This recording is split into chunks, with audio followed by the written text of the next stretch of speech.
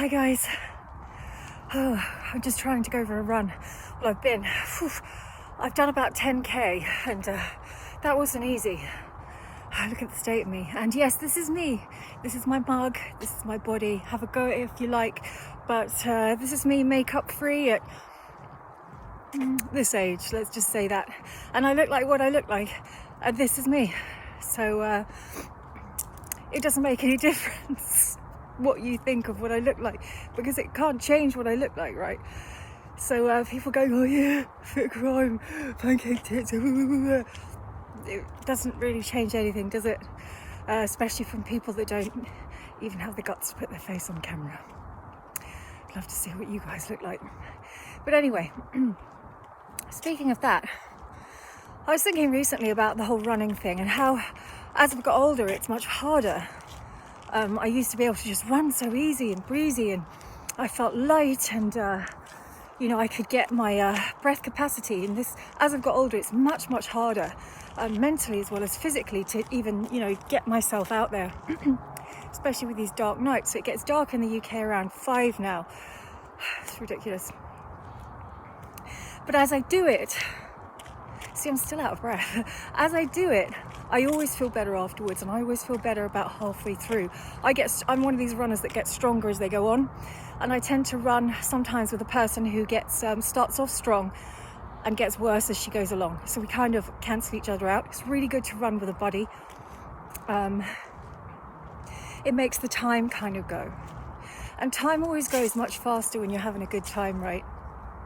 It goes much slower when you're having an awful time. And I run because it takes me out of my negative bias. So our brains are kind of hardwired to think the negative, and it's called negative bias. So if someone doesn't call you back, you think, oh, that person doesn't like me, or you go to a meeting and immediately think, oh, they didn't like me, blah, blah, blah. Apart from those chosen few who tend to be a little bit more delusional, in that everything they do is right, and that's not a correct perspective either. But we have this negative bias, and the brain is still pliable. Of course, when we're young, it's super pliable. I mean, kids can just absorb, and they have a lot of neuroplasticity. They can change neural pathways and develop in many different ways, which is why it's such a critical point in life. But as adults as well, as we get older, we tend to... Aging is a lot about loss, right? Just in the world anyway. But we tend to have to be able to... We have to survive. So we get our identity and we tend to stick with it. And although it's a great thing, it doesn't allow us to learn a hell of a lot as well, because we feel like we can't. That we have to stay in this position because this has got us, to where we've got so far, and it's safe. And it's great, and but then we tend to lose the ability to feel that we can't change our brain, have a psychic change, or that we're not pliable or plastic anymore. We can't mold and unmold and change. So we get locked into a certain behavior. We can do. And for me, changing my state of my mind means changing the state of my body geographically. That's just the way I am. I move to change the state of my mind. I will, getting on stage, I'm in that absolute present moment, and my negative bias of going, disappears for the moment. Or I run, and even though the run is torturous sometimes, it makes me get into the present moment, because all I can think about is the next step. Or when I stroke a dog, or that moment where you disappear, and it's called Advaita, where you are literally not separate from the world. It's all one thing. You disappear, and it's that moment of touching that dog, and it feels so perfect. So when I run, even though it is really hard, that's what it helps me do, because it helps my mind shift out of that negative bias. And we can develop our neural pathways still as adults, still.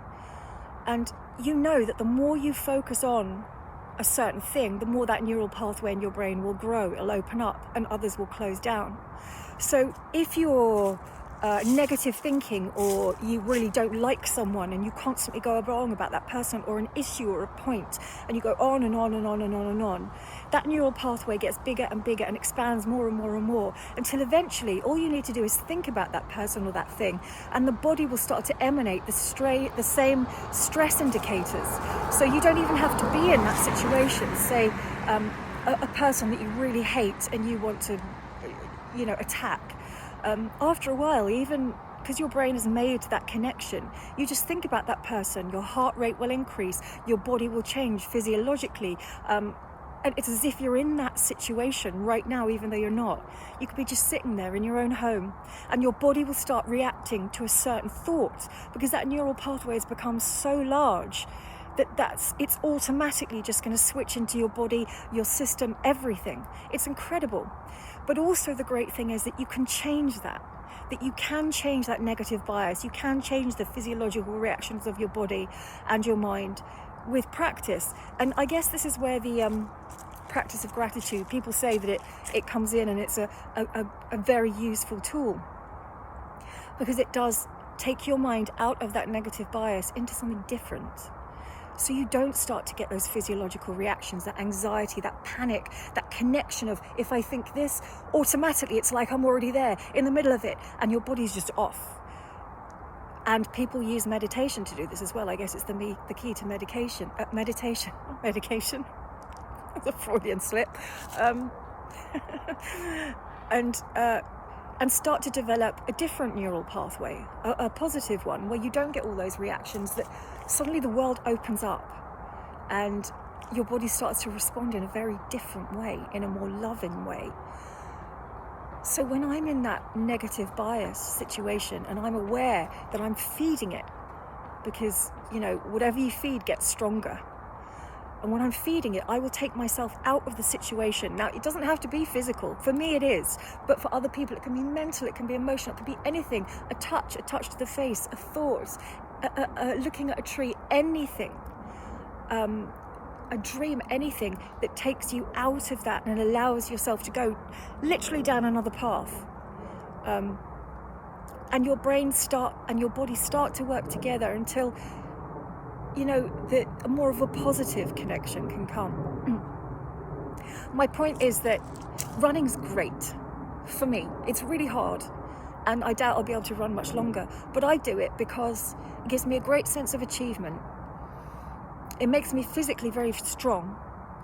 It allows my mind to just focus on one foot in front of the other. Running's very, very meditative. It allows my eyes to just fix on one point. And it allows my mind to just be absolutely in the moment, because it's agony.